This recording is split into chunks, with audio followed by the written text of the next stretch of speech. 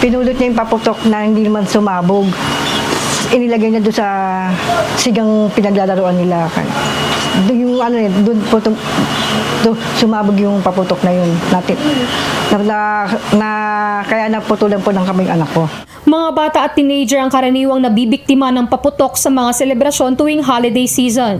Sa datos ng Department of Health noong December 22, 58 sa 69 na biktima ng paputok ay edad 19 anyos pababa. Sa kabila kasi ng patuloy na paghikayat ng pamahalaan na huwag nang gumamit ng paputok, tila marami pa rin ang ayaw paawat sa pagpapaputok bilang bahagi ng selebrasyon sa pagpapalit ng taon. Para makaiwas na mabiktima ng paputok, hanggat maaari ay huwag nang gumamit ng paputok. Pwedeng manood na lamang ng fireworks display o gumamit ng mga ligtas na alternatibong pampaingay.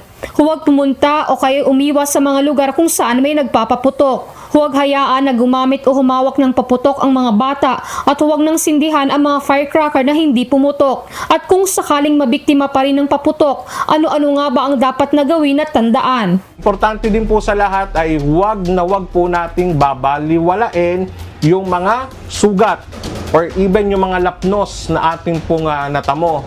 Dahil pag ito po ay atin pong pinabayaan, ito po ay maaaring ma-infect at maaari pong mauwi sa isang malalang sitwasyon. So ano po ang dapat natin gawin? So unang-una po ay hugasan natin kaagad ng malinis na tubig yung ating pong sugat or yung ating pong lapnos.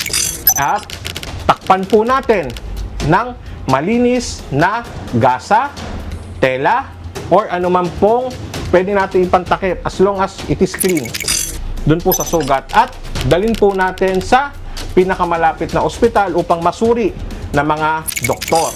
Bukod sa panganib sa sariling kaligtasan, dapat ding tandaan na ang paputok ay maaaring pagmulan din ng sunog na maaaring magdulot ng pinsala sa buhay at ari-arian. Unang-una sir, syempre yung panganib po sa sunog. Dahil po sa madaling makapagpaapoy po yung mga paputok po natin sa ating mga tahanan. Especially na po kung gawa po sa light materials yung ating mga kabahayan, di ba? Madali pong magliyab ang mga ito. Isaalang-alang din ang mga alagang hayop na makarinig ng mga paputok dahil mas sensitive sila sa maiingay na tunog. Para sa iba pang first aid tips, laging manood sa programang Life Saver at dito sa UNTV News and Rescue. Lizel Nael, UNTV News and Rescue. Diyos ang aming sandigan, serbisyo publiko ang aming pinahahalagahan.